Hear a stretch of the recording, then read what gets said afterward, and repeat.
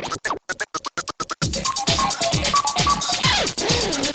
come in. Are you okay? Welcome to RetroGaming Radio. I'm Shane Armanil, your host. Comprehensive online. I'm Shane Armanil, your host. Welcome to RetroGaming Radio. Comprehensive online. I'm Shane Armanil, your host. Welcome to the program. Hello, folks. Welcome to the second follow-up show of Retro Gaming Radio. Our first show was a big success, and we're happy to be back with you for yet another show. This episode's very, very busy. We have a 24-minute interview with the great 8-bit programmer Paul Norman. Now, if that name rings a bell, it should. He's the genius behind Forbidden Forest, Caverns of Kafka, Aztec Challenge, Super Huey, and it goes on and on. We have a great interview with him. I'm sure you're going to enjoy that a lot. So, as I promised myself, I'd keep the show under 30 minutes. We're going to try to keep that, and I'm going to not do an editorial, but I do want to bring you up to date on a couple little last-minute snippets of information. First off, I want to tell you a little bit about Daphne, the Laserdisc emulator. I know what you're thinking, emulator, Laserdisc, why would that be of interest to me? Well, as you know, Dragon's Lair, Space Ace, Thayer's Quest, Cliffhanger, Us vs. Them, tons and tons of classic 80s games were ran off of Laserdisc. Now, what Daphne attempts to do is to recreate, using the original Dragon's Lair, Space Ace, whatever, ROM set, in conjunction with a Laserdisc player plugged into your computer to let you basically emulate Dragon's Lair on your PC. Now, I know what you're thinking. You're thinking, Shane, there's been DVD versions, there's been CD-ROM versions, there's been all sorts of different platforms of it. So what makes this any different? Well, everything that you've played up till now has been a recreation, a best guess, simulated. What Daphne is an actual emulator. You actually have to have the Dragon's Lair ROMs. Now, how does this work for people who don't have a Laserdisc player? Well, the guys at the Daphne project were nice enough to include MPEG-2 support. I know, now you're starting to see where I'm going with this. If you own the Digital Leisure Dragon's Lair DVD-ROM, not the DVD video, if you own the ROM version, you can strip those MP2s, those video files and sound files off of the Dragon's Lair's DVD and rip them to your hard drive and then play them inside of Daphne. This is totally cool. For those of you who are die-hard Dragon's Lair fans, you know that none of the recreations to date have been exactly right. The feel's wrong, the timing's wrong. It's cool, but it's not quite accurate. This version of Dragon's Lair will blow you away. It is so accurate. The feeling of it is just amazing. Now, granted, when you rip those MPEG files off of your Digital Leisure disc, it's going to suck up a gigabyte of your hard drive. And I'll tell you, Daphne is a pig. You need a very, very fast processor, lots of RAM, lots of video RAM. The system we're using it on here is a P3 866, 512 megs of RAM, 32 megs of video, and we're playing it off a SCSI drive just to make sure we have maximum CPU time available. And let me tell you, it plays like a dream. It plays in a window or full screen. You can set all the dip switches and all sorts of parameters regarding the game. So you have to insert more coins to continue at a different point. Suffice to say, this is the most realistic version of Dragon's Lair you will ever play. It's possible by going to the Daphne emulator site, which is daphne-emu.com. You'll get the emulator. There should be links from there where you can get the program that will convert your Dragon's Lair disc into MPEGs that allow you to use them inside of Daphne. There's lots of help, facts, and tons of people around who will help you out. Suffice to say, if you're a Dragon's Lair fan, you can't be without it. Now, on another note, and I'm almost out of time already before we have to do our interview, another note is Digital Leisure themselves are going to re-release a PC version, that's CD-ROM, not DVD, just any PC version of Dragon's Lair that actually has it playing inside of a Dragon's Lair cabinet on your screen. You can set the dip switches, you can do all the emulation stuff, it's got a scoreboard. Basically, outside of emulation, direct emulation like Daphne does, this is the most realistic version of Dragon's Lair ever created. And Digital Leisure has just released a press release about that, and I should be getting a copy for review pretty soon. And that being the case, of course, the next episode, or possibly the one after that if we run out of time, we'll have a review of this new PC version of Dragon's Lair. I personally can't wait. Hopefully also in the near future, we're also going to be looking at the Intellivision Rocks and Intellivision emulation package for your PC and Mac. With all that said, we really should just get right on to the interview. So here's our interview with Paul Norman, Commodore 64 8-bit programmer extraordinaire. Our guest today is Mr. Paul Norman. Most of you know him from his fame at Cosmi, making great 8-bit classics that most of us grew up with, like Forbidden Forest and Caverns of Kafka and Super Huey, just to name a few. Thank you so much, Paul, for coming in. The listeners have been wanting an interview with you for some time. I'm really glad we had a chance to sit down and talk like this. You know, many classic gamers know of your involvement with Cosmi, and some of us historical freaks always like to know what happened before people got famous, and I think I can call you famous. Can you give us some background on yourself before you started working at Cosmi? Paul Norman, BC. All right. First of all, thank you, Shane, for inviting me. It's both flattering and a little disturbing to know that there are people who still want to hear about something I did almost 20 years ago, but why not? If I remember correctly, I've been a musician. Started playing the guitar when I was 13, and did little other than that for the next 15 or so years. I had several bands. I worked in studios, wrote songs. I played concerts for, KRLA, Casey Kasem. I played everywhere from the Corral in Topanga Canyon to the Hollywood Bowl. Owned a small club in Hermosa Beach where we played regularly, and we hosted bands like Chicago, Steppenwolf, sort of thing. Took up most of the 70s, actually. You know, many people, including myself, believe that you were Cosmi, that you founded the company to publish your games. However, I know now that you were just an employee of Cosmi, not the founder. Thought it was kind of funny that nobody at the Cosmi booth at E3 had ever heard of you. How did you hook up with Cosmi to begin with? I'm sure I wouldn't know most of the people at the Cosmi booth these days either. But anyway, by 1980, disco had pretty much cleared out live bands, and I was more interested in just composing music by then. However, being a diehard sci-fi lover, I naturally had to buy the first computer that came along. That was a Commodore VIC-20, a remarkable machine. Now and then when I'm getting a GIF image ready for the web, I sometimes think back that this tiny picture uses more memory than that computer had in it. Since I balanced my checkbook in my pocket and had no recipes to catalog, I, of course, started writing games on the thing as a reason to learn BASIC.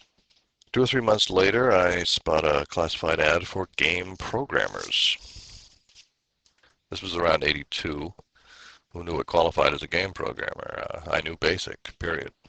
But I went out there, it was about 50 miles from me, and watched another guy demo his blackjack game. Just letters and numbers on a green screen, pretty exciting stuff. And then I showed them my asteroid game.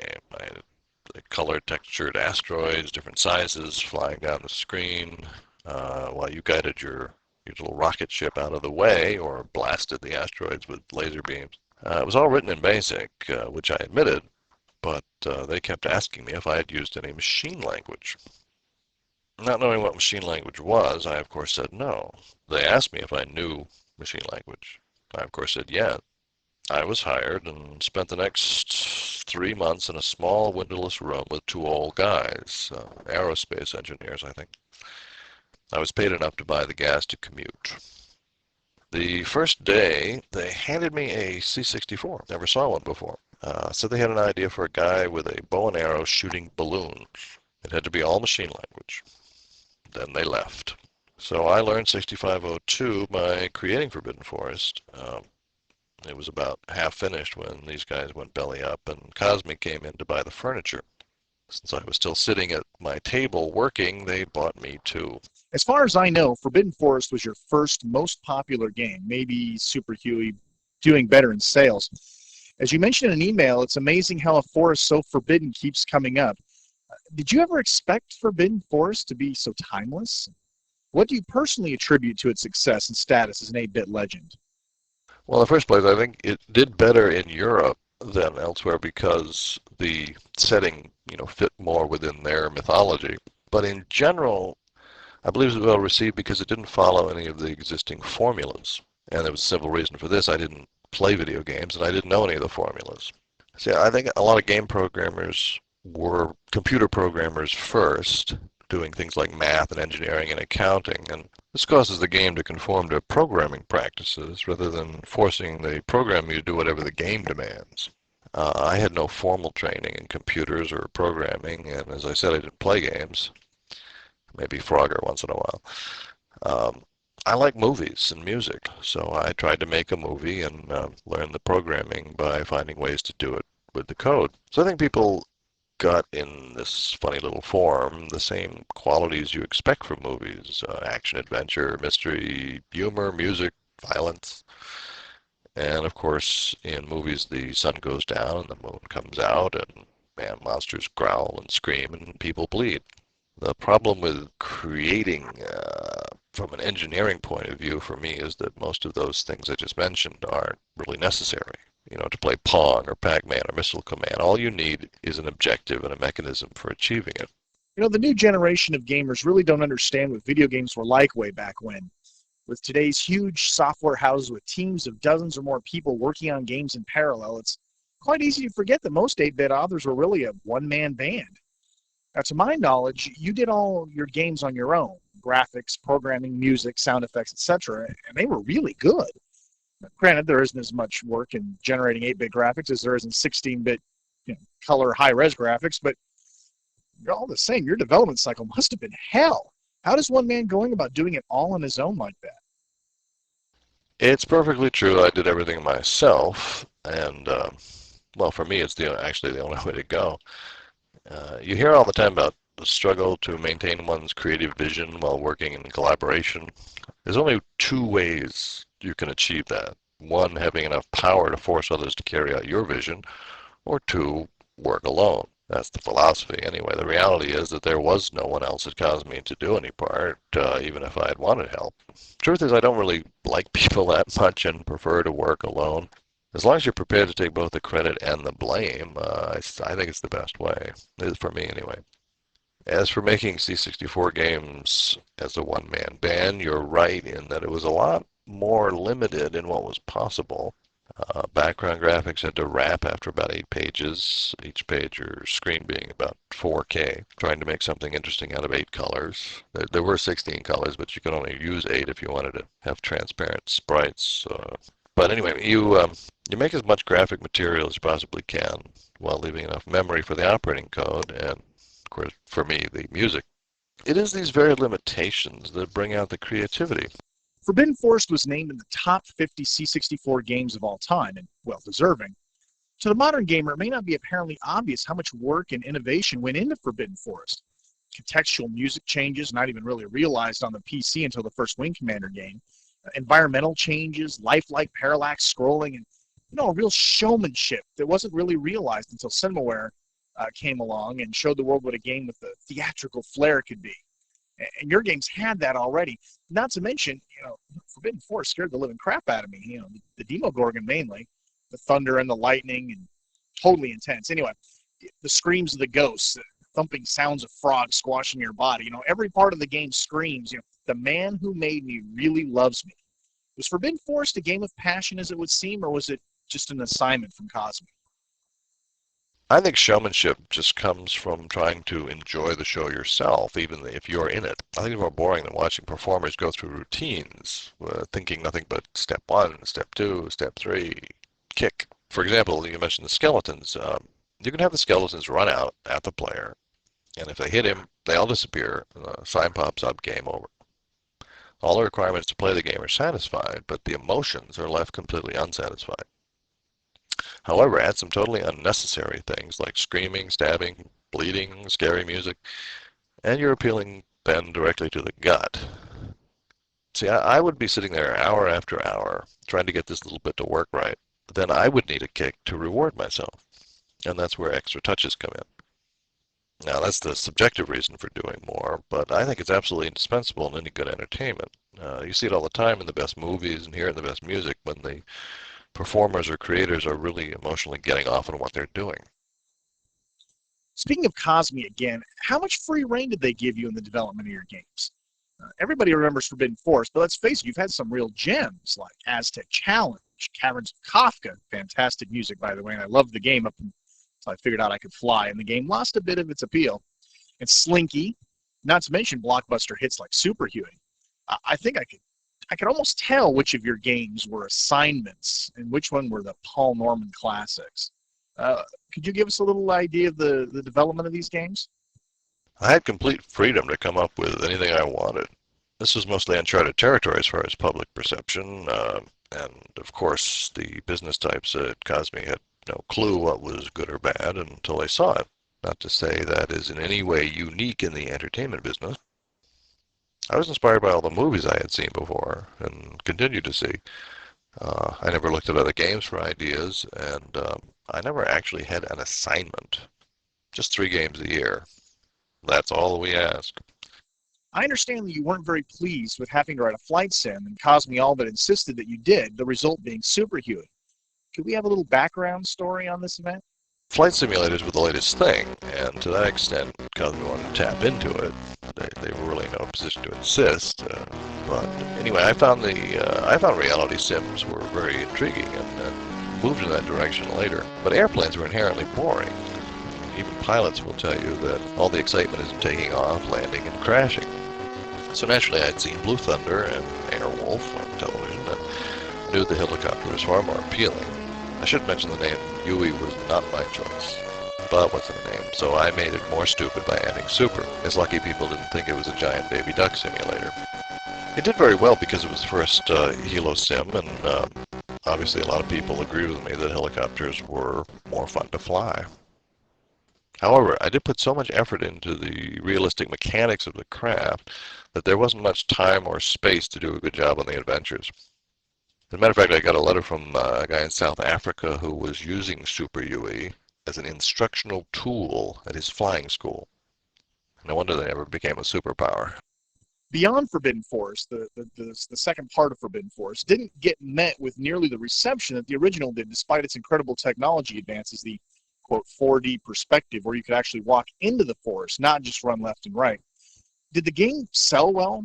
Were you pleased with the outcome of the game? I don't really like going back to things, but I suppose I was a bit burned by that time, so I went along with the sequel idea. I think I did everything bigger, better, brighter, bloodier. I am proud of that full-screen animated Hydra in the cave, though. But like in any sequel, the inspiration is gone. You're just trying to make what you did before better, what you think you would have done had you had more time. But the initial feeling isn't really there, and it comes across as detached and unspontaneous. I did discover some new things about C64 while trying to exceed the original, like how to use the hidden RAM.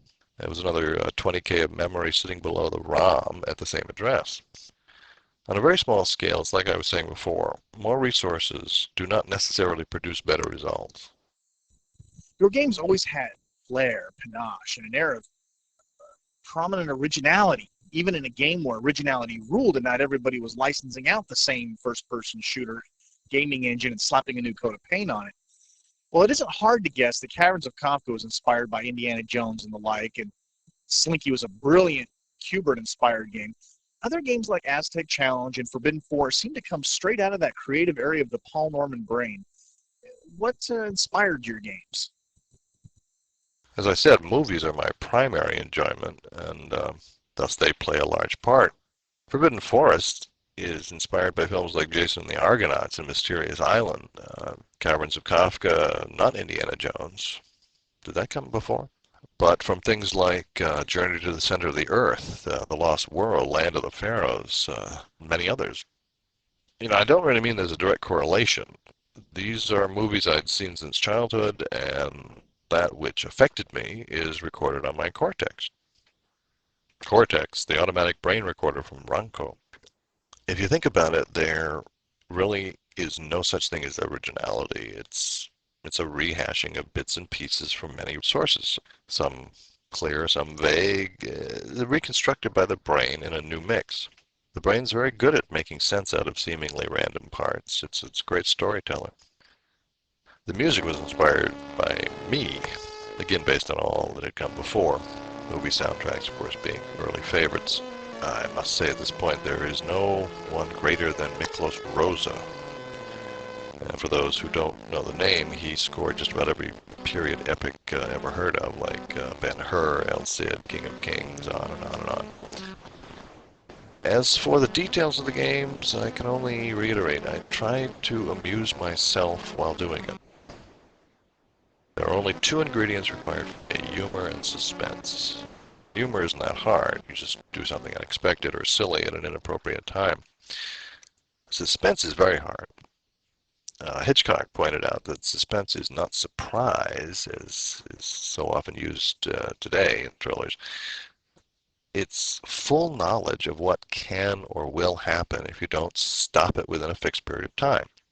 Surprises can be thrown in to slow you down while you're trying to achieve your goal, but it's that ultimate event that drives you emotionally. An example is Aztec Challenge that you mentioned. A series of very simple maneuvers that have a fixed duration. You can be killed at any time by various things, but the suspense builds because if you can just hang on, the escape is coming up any second now. Paul, a lot of us consider you the godfather of 8-bit games, despite the press that other designers like Doug Smith, Lode Runner, and Jordan Mechner, Prince of Persia, Bill Budge, Pinball Construction Set, were the ones that really set the bar for gaming. Frankly, I think Forbidden Forest was a landmark in gaming and set the future of gaming in motion. I think a lot of people see you as a programmer, but probably gloss over the obvious musical talent you possess. Let's face it, Caverns of Kafka and Forbidden Forest had phenomenal soundtracks. I really like the intro music on Super Huey as well. Tell us about Paul Norman the musician. I say with pride, I am not a programmer. I am a human being. I don't think like a programmer. I do have the discipline to deal with minute detail, but I much prefer the big picture, the end result. One valuable lesson to be learned from coding 8-bit limited memory is efficiency. You just don't have the room to do what you want, so you're constantly trimming and reworking and rethinking to shorten the code and still achieve the same result. And that experience has come in very handy for the web, and writing fast, efficient code gives you more time to devote to the things that viewers actually see. As for the music, I'm a musician, always have been. It's the most satisfying thing I do, and any entertainment without a musical component to me is dead. Music is the sound or language of emotion. It brings it out, enhances it. It zips right past the brain and grabs you where the real you is hiding, if you let it, that is. Paul, tell us about life at Cosmi. Did they pay you well? I understand you weren't always happy there, nor are they with you, probably towards the end. I appreciate the fact that nearly every game they released was budget priced. In fact, I own them all, too. But were you able to make a good living there? Feel free to throw in any good Cosmi stories here. Cosmi is a name without meaning, started by two guys of a similar nature. I really didn't interact with them much. I turned out games at home. They sent me checks. As it turned out, they made far more money from my work than I did. I can't knock them for that. It's all they desired in life. As for me, I'm a lousy businessman. Definitely the type who needs an agent because I just can't get interested in that kind of thing. As long as I'm comfortable and allowed to create on my own, I don't go around demanding more, even if it's my fair share. I think I'm a success as a human being. I have no major traumas or issues to speak of. I have a pretty fair understanding of the universe, and I'm perfectly content with myself. But from a societal point of view, I have to admit this comes with a price, lack of ambition. But ask any musician of any level of success who gets 2 cents on every record if he thinks his contribution to the record was 2%. Businessmen making vastly more than artists is not a new story. That's why you have to be a superstar before you see any real money. Do I have any Cosmi stories? Yes. George, you still owe me money. I understand some Paul Norman games were ported to other platforms. Did you do the ports yourself? What other systems got the games and which ones got ported? I remember seeing some Atari 8-bit game called Forbidden Forest, but it definitely wasn't the same as yours. Short answer, I assisted a few of the ports, but I didn't do the work. The IBM PC was just coming around by the time I left Cosmi, and they hired somebody for that after my departure. Believe me, that was no game machine. After you left Cosmi, where did you go? I don't believe I've seen anything from you after Cosmi. After Cosmi, I went to a company that was pioneering CD-ROM games. Their chief engineer there was a guy who had ported Super Huey to the Amiga, and they'd made a bit of a splash in Japan with a mystery game that was mostly live audio with some comic book pictures. They were looking for another one like that, so I found myself doing a strange thing, which I'd never done before, writing a script.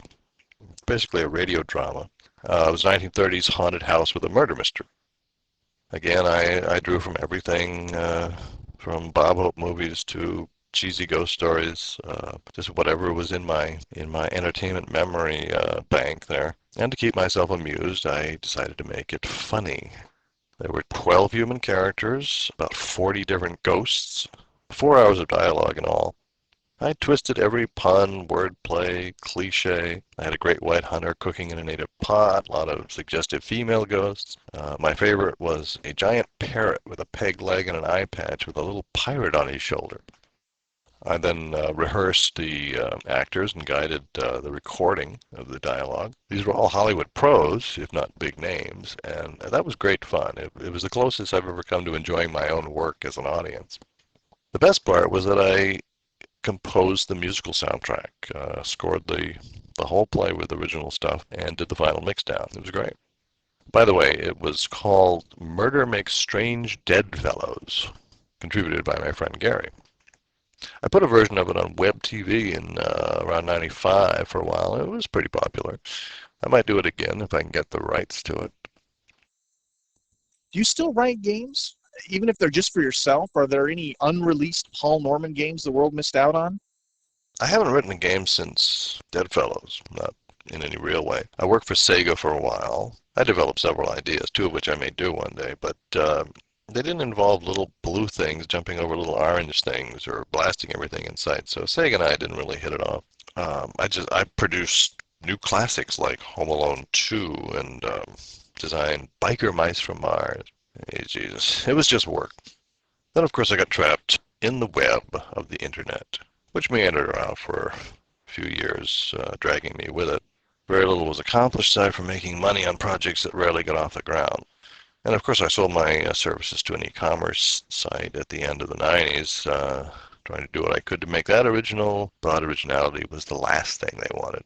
They eventually went the way of most .coms. What are your feelings about the new Forbidden Forest 3D remake? Did you have any hand in that? I don't know anything about Cosmi, what they're doing, or the remake of any stuff of mine. Last question, Paul. I know you're a busy guy. Do you still play computer games? Oftentimes you hear a lot of the old classic 8-bit programmers that are out there don't even program anymore. They're doing multimedia, or they're working construction. I mean, you'd think that they would have pursued programming further on. What do you like in video games if you still play them? Do you still play games emulated? The only game I've found interesting in the past decade is Descent. Besides the movement being very good, it had that element of suspense I was talking about before. Because you could sneak up on things, make up your own strategies, either stealth or blasting. And I hate things that are fixed, intractable. Just set up a general scenario and let the player make it happen however he wants. Sure, I program all the time, and of course now it's Java, JavaScript, HTML, PHP. Flash has potential. Since the money grubbers have bit the cyber dust and the internet is once again floundering around for a new identity, I've decided the next thing to try is giving it one. I think it's a very unique medium in many ways, and my interest remains entertainment, so I'm trying to come up with some new forms. It has to be by nature quite different, while retaining the fundamentals that people have always responded to. I'm starting small by launching my own site on July 1st. It will be part self-promotional, part services. One has to eat. But there will be entertainment development, and perhaps it will attract some interest to make bigger things possible. If anyone is interested, just surf over to medievalreds.com. That's MEDIEVALREDS. Well, that's pretty much my story so far. Thanks again, Shane, for the opportunity. I hope I can come up with something that all you adults who played my games as kids can find equally, if more maturely, stimulating. Thank you once again, Paul Norman, for being with us. Of course, Paul Norman is one of my heroes. He always has been one of my heroes. In fact, without people like Paul Norman and Don Bluth and people that really inspired the generation, a lot of us wouldn't have become programmers to begin with. Playing games like Forbidden Forest, cutting edge games like Forbidden Forest and Dragon's Lair, things like that, those are really what spawned me into wanting to program and make games. So again, that was one of the highlights of Retro Gaming Radio, was to be able to meet Paul Norman and be able to do this interview. So that, folks, is going to wrap up this episode of Retro Gaming Radio. I hope you enjoyed it. Next episode, well, that's just going to be plain a surprise. So until next time, folks, this is Shane R. Monroe from Retro Gaming Radio. Until next time, keep it retro.